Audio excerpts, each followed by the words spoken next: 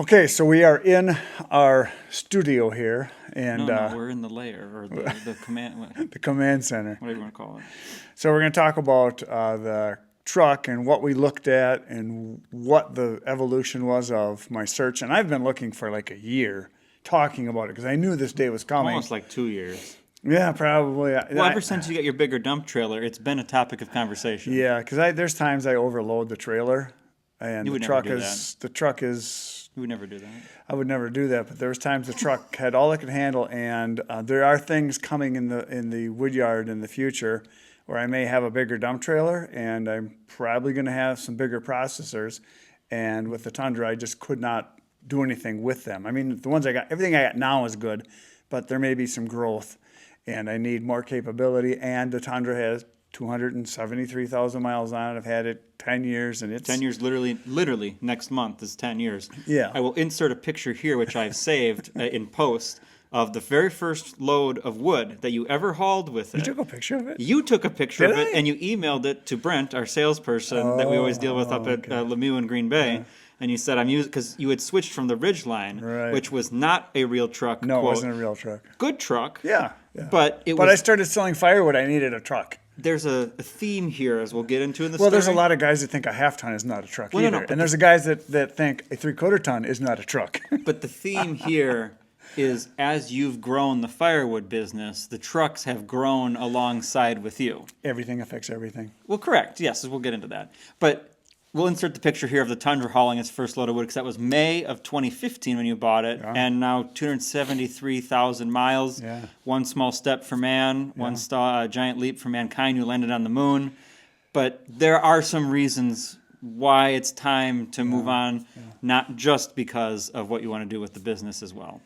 Yeah. A lot of things came into making the decision to do this. It was just time. Yeah. So the first thing, and we went through and we were kind of reading some comments on the previous video about what truck should you get. Yeah. We were discussing that. And one of the points that a lot of people bring up, and you even mentioned it too, because at one point, very early on in the process, you were like, well, I don't know what to do.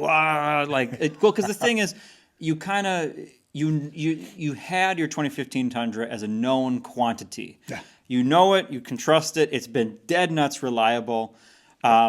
So why not just keep using that, but what do you got to do with it? So one of the things, we've done new struts, but not new shocks, but not struts. new struts. Struts only. You've done new struts, but no new bushings. Original wheel bearings. Yes, They are original. all four corners. The original. They don't make any noise. They don't have any play. I know you've asked and I've asked when I've taken it for service for you. They are original, which that's one of those things that it's good now, but it could start making noise. And if you're on a trip or you're doing something where you're hauling something heavy distance and all of a sudden your wheel comes off, that's not good. Yeah, I don't want to be that guy. No. So it's one of those things of, okay, if you're going to keep this, what would we need to refresh? Now, I noticed some people in the comments would say, we'll just do a engine rebuild and transmission. Frankly, that's not the problem. No, It doesn't no. burn. I mean, I've measured when you do a 7,500 mile oil change interval, and it burns maybe half a quart, even still today, if that. Yeah. When you're really working it hard, where you get blow by, where you're at full throttle, that's like I've noticed when I you. was driving full throttle. Well, no, but when you got your bigger dump trailer, when I've measured it a couple times, you've had that where because that's just how an engine works. You're going to get blow by, you'll burn a little bit more oil.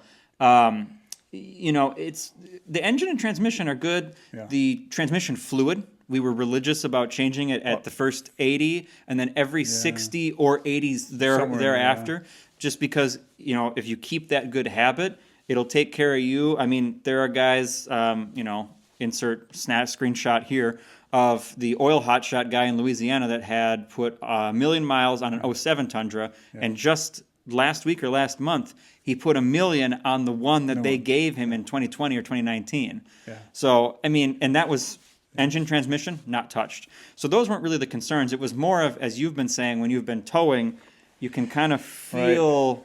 And on our way back today, even, he was following me in the new truck, and I was driving the old one, and we were going over a lot of expansion joints and a lot of repairs in the road, and my whole truck just does this as you're going. It's just bouncing all over. Yeah. I mean, it feels like, what the heck is going on? It never used to do that. Well, and it's because, granted, again, it's not the wheel bearings, because you would be dead if that was the case, but it's all the original suspensions and bushings. So on screen now. I did some rough calculations. The thought process originally was, what would it take to do full suspension shocks, struts, putting more heavy-duty shocks and struts in? So KYB, based out of Japan, is the OEM provider for the Tacoma and a lot of Honda vehicles. I personally have put KYBs on my Honda Element. Great aftermarket option when there is no more OEM option available. They have a heavier duty one. What would that cost? What would more beefy leaf springs? Because the leaf springs are probably also sagged a little bit too on the Tundra from all the They've been loading. flattened and bent the wrong way quite a few times. Yeah. So add all that up along with, well, if you're doing that, we should do all the bushings, because the bushings are original too. Sure. And these are not OEM bushings in this that's being added up here. This is just what I had with Rock Auto making a shopping cart. The thing is, though, with bushings, I'd go OEM because they've lasted So this it'd be long. a lot more than what this is. It would be a lot more, but ballparking it, just parts alone for wheel bearings on all four, tie rod ends, bushings, shocks, struts, and new leaf springs, and your sway bar links, you're looking at $3,200-ish with shipping. And there's actually some things that weren't in stock I could not put in the cart to add this up. So that's just parts. Now, you're not labor. me. I know I'm not You a don't mechanic, tinker don't like wanna be a me. mechanic. You No. don't find zen No. in torquing bolts specifically I to find spec. a lot of bad words. Well, you only, like we were talking about earlier on the way down to get the truck today, you know, if you're familiar with the show Top Gear, he's like Jeremy Clarkson, who only knows the hammer as a tool. Hammer's a good tool. Hammer is the only tool you know. You're not a precision person. But you're not going to do the work on No, this. And no. as we also talked about, it's not worth your time. Your time is better spent doing firewood deliveries, processing, video. You're not a mechanic. No, don't So wanna be. let's just ballpark it and say it's probably going to be 20 some hours of everything all in, or somewhere around that. We're looking at about $3,000, $4,000 of labor. Right? So if you round up, put the tax on all that, shop fees, supplies, probably $8,000 to $9,000 to refresh the suspension. Just on this stuff. But then also, it's coming up where the brakes are going to have to be done again. Well, but no, the brakes are part of this. Oh, okay. Because you have to take the brakes off to get Tires. to the wheel hub. Yeah, tires you're going to need again too. But you know, Stuff. Then it adds up. And a lot of people would say, oh, but that's only a few months of payment on a new truck. But it's not a new truck. It isn't. And the other thing to keep in mind there too is the amount of miles that you have now. Yes, the transmission and engine are good now. You don't know if that's always going to be the case. Granted, that generation Tundra has a excellent, reliability history. And right now, the Tundra that I have, if it wasn't for the dented tailgate and some other dings I have on it, And the general cosmetics it's state. worth about 50% of what I paid for it brand new. Pretty close. I paid 32. It's worth around 15. You paid 33 something before tax. Okay. I looked at it the other day. Still, that's after 10 years. I'm not. I can't, it owes me nothing. I have nothing to complain about. Doesn't matter. Yeah. Well, and also, kids, if you're following along at home, when that was purchased in May of 2015, today that would be 45,241 cents. So 34.9% more, cents, yeah. adjusting for inflation. So if you think about that, and this is kind of where we started talking Right. about, okay, maybe you should get a new truck instead of trying to refresh it. And I mean, this was a very early conversation. As we look at it, and you say, oh, they're so expensive. And I go, well, yeah, I mean, everything's expensive now. That's just kind of how inflation works. Yeah. And you look at that, well, 45 grand would be what a new Tundra SR5 base, like super base, plus the tow package like you had. Yeah. So we started looking, and one of the first things you thought was, okay, yeah, maybe I'll get a new Tundra, and I'll throw up on screen here. But a new Tundra today would be, in inventory, we looked, when we were looking at this, there were 18 exact matches for a SR5 4x4 Crew Max, because he needs to take Tony and all his buddies, all your friends, big crew, yeah. out to the hangouts, out to the club. That's what it is. And you want the 6.5 foot bed, which was new for 2022 with the Tundra. So you could get that combination. So you can have firewood and friends, both Fs. But there was only 18 of those in a 500-mile radius. And then he opens up YouTube and he starts watching videos. And yes, there were issues with the first 2 years. The And the 2020 actual cost for that vehicle is going to be in the upper 50s, 57. 50. So one of them we found here that was in Milwaukee area by us was 55.4 or 55.5, and then there was another one that I found that they had marked down to, I think it was like 52, what they kind of had it. And really on those, the price is kind of the price. Maybe you get a grand off here or there, but then you started doing some research about the new Tundra, and that's where you started getting a little bit skittish, and you were like, wow. What I found out of all of this, all the vehicles have issues. Yes. Nobody's perfect. No, that's because engineers are humans. Well, yeah. And and they had to live up to a lot of the new regulations and the new, what's the word I'm looking for? Emissions? Well, to meet emissions and to meet the regulations that the government, standards that they set Standards, for us. emissions. So it's not just the car makers, it's the government saying you have to do this. And on balance, because I know I have friends that are in the engineering, not necessarily automotive, but electrical and mechanical, it's also customers. When the customer that wants to give you the money for the truck wants it to ride like a 1970 Cadillac, handle like a BMW M5, like a current one, and also get 25 miles to the gallon and tow their boat. And they want all the toys, Yes. all the stuff. When you add all that up, something's got to give. Yeah. And when you talk about, like, one of the things, looking at the Tundra specifically is, I'm deep on a lot of Toyota stuff. Mike Swears, one of the chief engineers based out of Ann Arbor, Michigan, their technical center. Yeah, I saw an interview, and he's just like, we have all of these criteria, and we have to find, when you're a jack of all trades, you're a master of none. Yeah. And so it's just a compromise game, and that's kind of how those work. So you say, okay, I don't want to get a new Tundra. I want to get an old Tundra, just like my Tundra 2021 was the final year. Ones I looked at, the Yep. final year of the V8. Yep. But the prices have skyrocketed on those. Well, as you'll see on screen now in the insert, this is one that we had looked at because one of the points I brought up to him was, oh, he's sending me the listings. Well, you were sending me screenshots of listings, so you don't know how to send emails, but that's fine. Sending me, okay, look at this one here, like in Wausau, or I think you had found one like up in Merrill. But the point I made was like, okay, that's a 4-year-old truck that's been through 4 winters now. So I said, if we're going to do this, we're going to do it right. Let me find some that are in California, Texas, warm weather climates. Right. Fly one way on Sun Country or some trash airline for a couple $100, and then drive it back one way. Get something rust free. And even those where they have a larger supply of them because the Tundra's manufactured in Texas. It's just a bigger market too than Wisconsin. You're still looking at 40. Yeah, and I saw quite a few of them were 45, 46, 47. And that wasn't for top of the line ones. Those were like mid-range and like ones. the one on screen now. Right, and that one Insert it is how again. many miles? It's got 39,000, so 40,000 Right. miles. So you're paying $1,000 a mile. And I even had an awesome viewer something. of the channel that bought one. It was in New Mexico. 1,300 miles on a 2021, which is like insane. But it had the smaller cab. I wanted the full-size cab. Because you have all your friends. Yeah, and I think he wanted 45 or 46,000, something like that. So then we look at those 21s because you say, I want to get the last year I could get that. Yeah. Then we wind back a couple of years to 2018, and those with 40,000 right around there, like here's this one in North Carolina, that was still 35.5. You're only getting $5,000 off, and it's a couple of years older on top of that. Yeah. And this one was a long box, but there's other examples of it.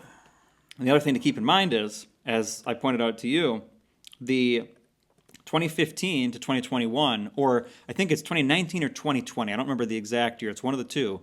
The Tundra got a refresh before the end of that generation, and they took the transmission cooler away, and they changed the packaging up a little bit. And so if you would have gotten another SR5 double cab, your towing would not have been the 10,000 pounds that you see on screen now. That is the chart that has got his double cab 4x4 SR5 at 10,000 pounds. But in fact, that towing on the 2021 is, they dropped it by, if I remember correctly here, by 100 pounds. Which, okay, 100 pounds, but still, that's 100 pounds you're losing capability, not gaining in. Right, and I wanted to gain a lot. Yep. And I was looking when I started really thinking about what I want to do moving forward with the wood business and the channel, all the stuff that I now have access to, I'm going to have access to, bigger equipment. I needed something more capable. Yep. So as a last-ditch effort of me trying to keep him in the Toyota family, and that's just because it's one of those things of just like how Uncle Kenny and Eric always buy GM because all of their friends and their network of people around them all work on GM. Yeah, Kenny's example is that one of his good friends literally is a block away, is a mechanic, and that's all he wants to work on is GM, and that's what he does for a living, so he knows what he's doing. And I am a version of that of I've always had Hondas and Toyotas and a couple of VWs mixed in, but that's what I'm familiar with. I know all the electrical systems. I know the scan tool. Yeah. If you have something or a question, I have a rough idea of what that is because it's really copy-paste from different vehicles and different components. So as a last-ditch effort, we did the math. We sat down, chart on screen, of what would it cost if you got a 21 Tundra or a 25 Tundra. And you see, okay, well, the 21 Tundra, that one we found that was the last one you could get with the double cab 4x4, you're looking at that $40,500.